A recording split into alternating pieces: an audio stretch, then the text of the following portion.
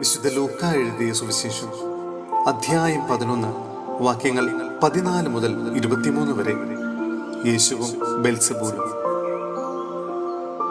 അവൻ ഊമനായ ഒരു പിശാചിനെ ബഹിഷ്കരിക്കുകയായിരുന്നു. പിശാച് പുറത്തു പോയപ്പോൾ ആ ഊമൻ സംസാരിച്ചു. ജനങ്ങൾ അത്ഭുതപ്പെട്ടു. അവരിൽ ചിലർ പറഞ്ഞു, അവൻ പിശാചുകളുടെ തലവനായ ബെൽസെബൂലിനെ കൊണ്ടാണ് പിശാചുകളെ ബഹിഷ്കരിക്കുന്നത്. വേറെ ചിലർ അവനെ പരീക്ഷിക്കുവാൻ സ്വർഗത്തിൽ നിന്ന് ഒരടയാളം അവനോട് ആവശ്യപ്പെട്ടു. അവരുടെ വിചാരങ്ങൾ അറിഞ്ഞുകൊണ്ട് അവൻ പറഞ്ഞു, അന്ധഛിദ്രമുള്ള രാജ്യം നശിച്ചു പോകും, അന്ധഛിദ്രമുള്ള ഭവനവും വീണുപോകും. സാത്താൻ തനിക്കു തന്നെ എതിരായി ഭിന്നിച്ചാൽ അവന്റെ രാജ്യം എങ്ങനെ നിലനിൽക്കും? ഞാൻ ബെൽസെബൂലിനെ കൊണ്ട് പിശാചുകളെ പുറത്താക്കുന്നു എന്ന് നിങ്ങൾ പറയുന്നു. ബെൽസെബൂലിനെ കൊണ്ടാണ് ഞാൻ പിശാചുകളെ ബഹിഷ്കരിക്കുന്നതെങ്കിൽ നിങ്ങളുടെ പുത്രന്മാർ ആരെ കൊണ്ടാണ് അവയെ ബഹിഷ്കരിക്കുന്നത്?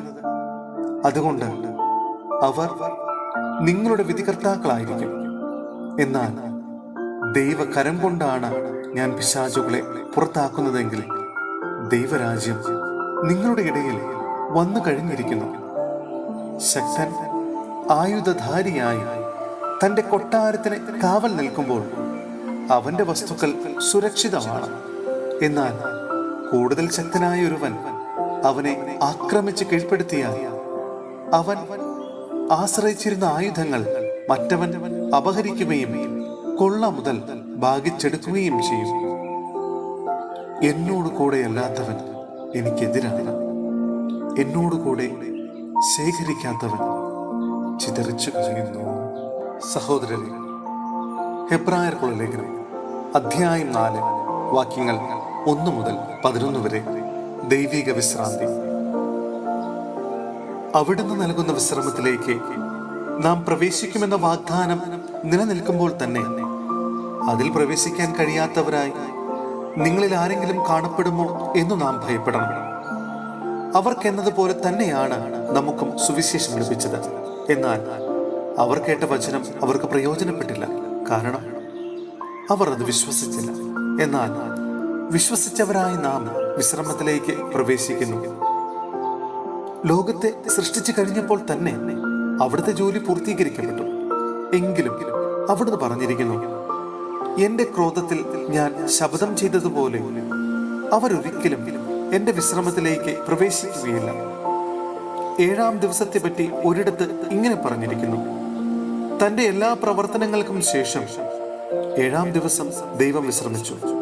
വീണ്ടും ഇങ്ങനെ പറഞ്ഞിരിക്കുന്നു, അവർ ഒരിക്കലും എന്റെ വിശ്രമത്തിലേക്ക് പ്രവേശിക്കുകയില്ല. എന്നാൽ ചിലർ ഇനിയും പ്രവേശിക്കാനുണ്ട്. മുൻപ് സുവിശേഷം ശ്രവിച്ചവരാകട്ടെ അനുസരണക്കേട് മൂലം പ്രവേശിച്ചിട്ടുമില്ല. അതിനാൽ അവിടുന്ന് ഒരു പ്രത്യേക ദിവസം, അതായത് ഇന്ന് നിശ്ചയിച്ചിരിക്കുന്നു.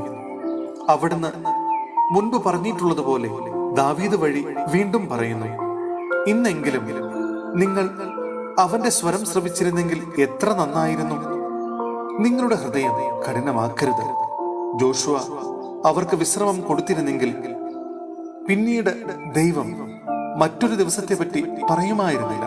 അതിനാൽ ദൈവജനത്തിന് ഒരു സാബത്ത് വിശ്രമം ലഭിക്കാനിരിക്കുന്നു. എന്തെന്നാൽ ദൈവത്തിന്റെ വിശ്രമത്തിലേക്ക് പ്രവേശിക്കുന്നവൻ അവിടുത്തെ പോലെ തന്റെ ജോലിയിൽ നിന്ന് വിരമിക്കുന്നു.